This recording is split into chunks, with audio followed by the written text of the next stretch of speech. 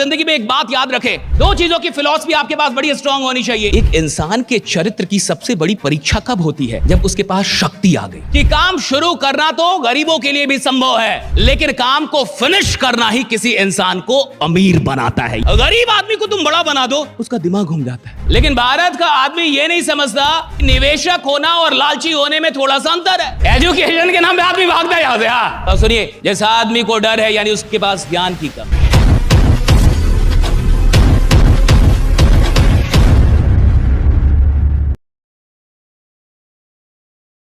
पहले के टाइम में राजतंत्र था। राजतंत्र क्यों था? क्योंकि राजा का बेटा जब राजा बनता था तो राजा के बेटा ने जिंदगी भर पैसे देखे।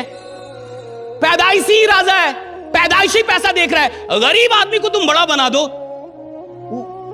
उसका दिमाग घूम जाता है। आज तक पैसा देखा नहीं, अचानक से पैसा आने लगा।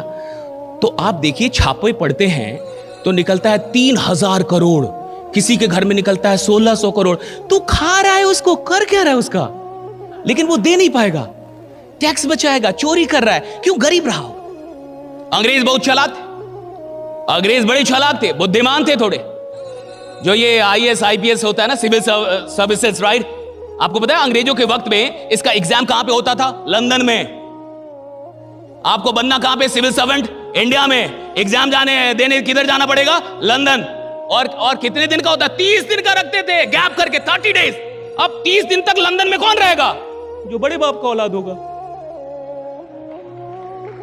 लंदन जाएगा कौन? भाई लंदन आप कैसे चले जाएंगे अगर आप गरीब हैं तो? लंदन जाके एग्जाम कौन देगा? जो अमीर घर का होगा। बहुत चालाक थे।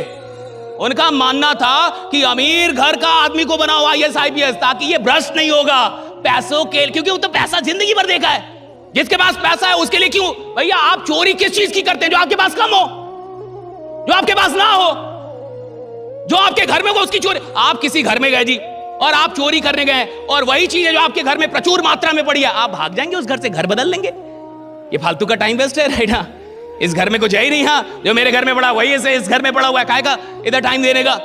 आप उन चीजों के लिए चोर बनते हैं, उन चीजों के लिए आप लालची होते हैं, उन चीजों के लिए आदमी जो उसके पास कम है या उसको लग रहा है अभी भी कम है।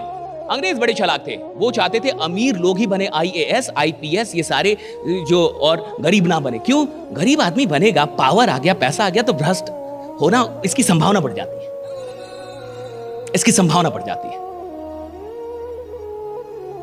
वो कहते हैं ना कि आदमी तभी तक कई बार ईमानदार होता है जब तक कि पकड़ा ना गया हो या उसको मौका ना मिला।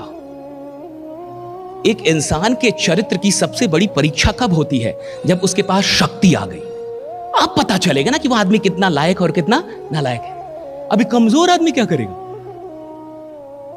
कमजोर आदमी पीड़ित होगा, वो किसी का शोषण नहीं कर सकता। मजबूत लोग शोषण भी करते हैं, उसके लिए भी शक्ति चाहिए। आप और जितने भी लोग यहां पे बैठे, एक बात समझिए मेरी बात, हम जो भी काम कर रहे हैं वहां प्रैक्टिस आप तब कर पाएंगे जब आपका मन लगेगा। अगर आपका उस काम में मन नहीं लग रहा तो आपको उस काम में आगे कोई लेके नहीं जा सकता। सिस्टम आपको कुछ पैसा जरूर कमवा सकती है, लेकिन अगर सिर्फ सिस्टम के चलते कोई 100 करोड़ का मालिक हो जाता फिर तो बात ही कुछ और होती। उत्तर प्रदेश तैयार हो जाइए। अगर आप रियल एस्टेट इंडस्ट्री में काम कर रहे हैं तो आपके लिए गुड न्यूज है। 14 नवंबर को होने वाला है उत्तर प्रदेश का सबसे बड़ा रियल एस्टेट लर्निंग इवेंट, और ये होने वाला है लखनऊ के अंदर। सिर्फ मैं नहीं आ रहा, मेरे साथ आ रहे हैं इस देश के टॉप मोटिवेशनल स्पीकर और 200 से ज्यादा रियल एस्टेट कंपनी को ट्रेनिंग देने वाले मिस्टर हर्षवर्धन जैन जी।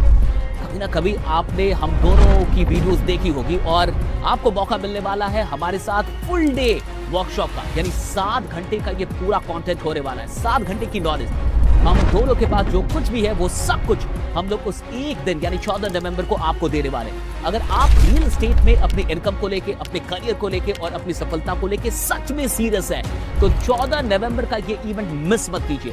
मैं आपको विश्वास दिलाता हूं कि 14 नवंबर के इस इवेंट के बाद आपकी जिंदगी बदलने वाली है। आप जहां भी रियल एस्टेट में जिस लेवल पे भी है वहां से कई ज्यादा आप आगे जाने वाले हैं। तो आ जाइए इस रियल एस्टेट इवेंट में जिसका नाम है रियल एस्टेट डोमिनेटर। अगर आप मार्केट को डोमिनेट करना चाहते हैं, अपनी इनकम को 5x से 10x तक लेके जाना चाहते हैं तो ये इवेंट सिर्फ और सिर्फ आपके लिए। मिस मत कीजिएगा मेरे हम दोनों से 14 नवंबर को लखनऊ के अंदर। तब तक अपना ख्याल रखिए, बने रहिए, जमे रहिए, क्योंकि आपका जीतना सुनिश्चित है। Thank you so much. किसी काम को शुरू करने से कोई चैंपियन नहीं बनता, किसी काम को कैसे फिनिश करना है इससे कोई आदमी चैंपियन बनता है। कि फिनिश करना आता है कि नहीं, उसको फिनिश करना आता है कि नहीं। अगर आप एक फिनिशर नहीं है तो आपकी कीमत बहुत कम लगेगी। हर आदमी को शुरू करना आता है। Everyone knows how to start. किसी काम को शुरू करना बहुत बड़ा काम नहीं है, किसी काम का अंत करना यह बड़ी बात है। किसी धंधे को शुरू करना छोटी बात है, लेकिन उस धंधे में अंत तक जाना, राइट, उसको कहां फिनिश करना है, कहां तक लेके जाना है, दैट्स वेरी इंपॉर्टेंट। तो मैं चाहता हूं कि आप एक फिनिशर बने और जिंदगी में एक बात याद रखें कि काम शुरू करना तो गरीबों के लिए भी संभव है, लेकिन काम को फिनिश करना ही किसी इंसान को अमीर बनाता है। ये जो अमीरोलॉजी है ना, राइट, अमीर बनने के लिए बहुत जरूरी है कि आप काम को फिनिश करना सीखें, कि आपको फिनिश करना आता है कि नहीं। कहीं जाएं अंत तक रहें, कुछ करें अंत तक रहें। कोई भी काम कर रहे हैं बीच में छोड़ के भागे ना। ज्यादातर लोगों को बीच में छोड़ के भागने की आदत होती है, और बीच में छोड़ के भागने वाले लोग कभी भी अपने जीवन में बड़ी ऊंचाइयों को उपलब्ध नहीं होते हैं। कोई भी काम कीजिए अंत तक लेके जाइए, कुछ सीखने जाइए अंत तक रहिए, कोई कोर्स कीजिए अंत तक रहिए, कोई नाटक देखने जाइए अंत तक देखिए, कोई क्लास अंत तक रहिए। अंत तक रहना सीखिए कि अंत तक कैसे रहना है। मुझे ये आर्टिफिशियल ताली क्यों बजाते हो भाई, थोड़ा रियल ताली बजा। आप में जान नहीं है, राइट?